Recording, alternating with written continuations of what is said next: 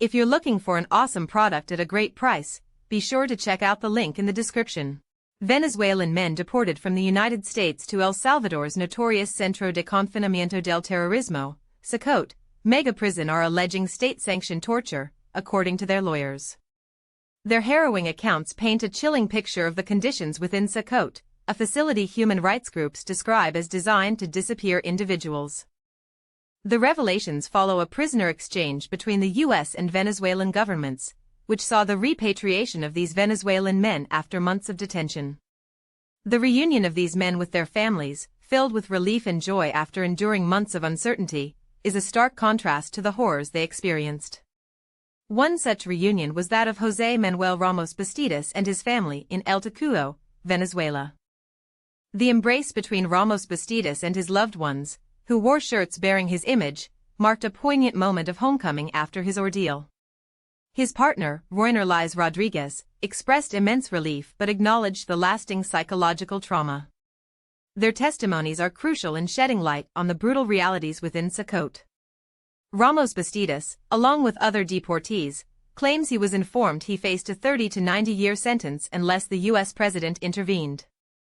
Allegations include repeated rubber bullet shootings, even on their final day of detention.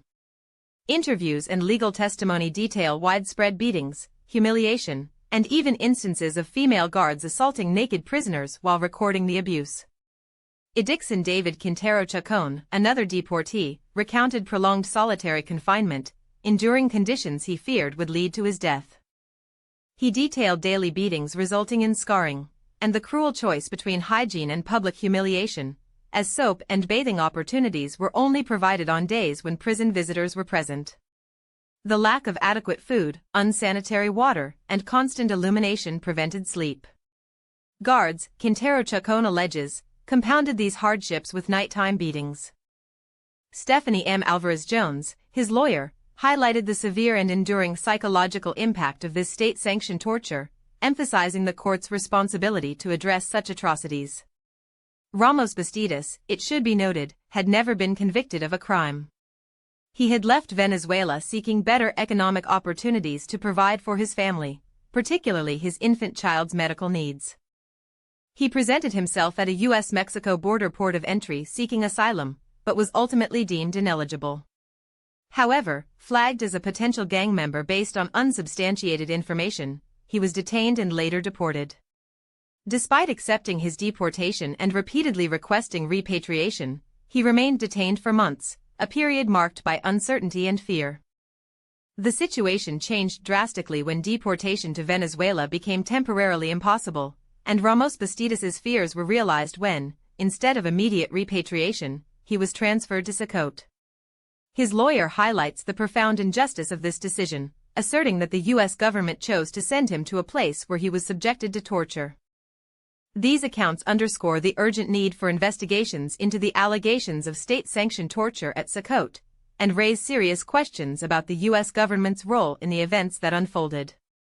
The testimonies of these men are not merely individual stories, they represent a collective narrative of suffering, a stark indictment of the conditions within SACOT, and a critical examination of the policies that led to their imprisonment and alleged abuse.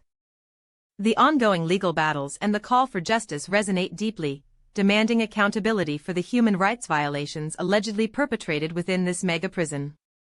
The emotional toll on the victims and their families, the profound human cost of these events, remains a searing reminder of the importance of human rights protections and the imperative for transparent and accountable governance in international relations.